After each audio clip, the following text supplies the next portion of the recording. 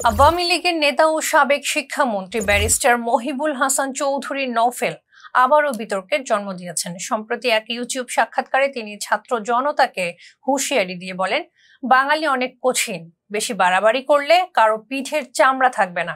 বাঙালি অনেক কঠিন, কিছুদিনের জন্য বসেছে, কারো পিঠের চামড়া থাকবে না। এটা হচ্ছে বাস্তবতা। এই দেশ আওয়ামী লীগ খুব ভালো করেই চেনে। তিনি দাবি করেন, আওয়ামী লীগ নাকি দেশের অর্থনীতি রক্ষার স্বার্থে গৃহযুদ্ধ এড়াতে এখনো ধৈর্য ধরে আছে। তবে দলের নেতাকর্মীরা প্রয়োজনে গৃহযুদ্ধ ঠেকাতে প্রস্তুতি নিচ্ছে বলেও জানান তিনি। নওফেল ভারত সহ আঞ্চলিক শক্তির সমর্থনের কথাও উল্লেখ করেন। তার ভাষায় বিএনপি, জামাত বা জুলাই আন্দোলনের পক্ষে কোনো শক্তি নেই, বরং পালাতে হলে তাদের আওয়ামী লীগের কাছেই আশ্রয় চাইতে হবে। আঞ্চলিক সকল শক্তি আমাদের সাথেই আছে। বিএনপি, জামাত বা এই যে ইউনুস গোষ্ঠীর সাথে কেউই নেই। তাদেরকে পালাতে হলে আমরা তো আত্মরক্ষার্থে নানান জায়গায় আশ্রয় পেয়েছি, পশ্চিমে বা প্রাচ্যে। এরা কোথাও আশ্রয় পাবে না, এদেরকে হয় বিদেশে বিমানে করে যেতে হবে।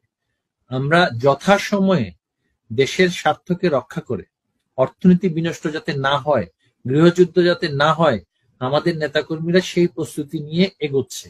এদের কাউকে ছাড়া হবে না। এর আগে শিক্ষামন্ত্রী থাকাকালে নওফেল বিতর্কিত মন্তব্য করেছিলেন। তিনি এক সভায় শেখ মুজিবের ভাস্কর্য বিরোধীদের উদ্দেশ্যে বলেছিলেন, ঘাড় মটকে দেব। রাজধানীর ধূপখোলা মাঠে ইসলামী আন্দোলনের নেতাদেরও হুঁশিয়ারি দিয়ে বলেছিলেন, মঞ্চ বেশি কাঁপালে পায়ের নিচের মাটিও নরম হয়ে যাবে। আপনারা সাবধান হয়ে যান, বাড়াবাড়ি বেশি করে ফেলেছেন, আপনাদের বাড়াবাড়ি বেশি আমরা শুনছি। এই বাংলাদেশ আওয়ামী লীগ ঘাড়ে হাত রেখে বন্ধুত্ব করতে জানে, বেশি বাড়াবাড়ি করলে ঘাড় মটকে দিতেও জানে। ইসলাম বিদ্বেষী হিসেবে পরিচিত নওফেল বর্তমানে ভারতে অবস্থান করছেন। রাজনৈতিক সূত্র বলছে, তার নির্দেশেই গত জুলাই আগস্টে ছাত্র আন্দোলনের সময় যুবলীগ নেতা হেলাল আকবর চৌধুরী বাবর ও সাবেক ছাত্রলীগ নেতা নুরুল আজিম রনি গুলি চালায়, যাতে অন্তত 6 ছাত্র জনতা নিহত হন। ফেসবুক সঙ্গে থাকার জন্য ধন্যবাদ।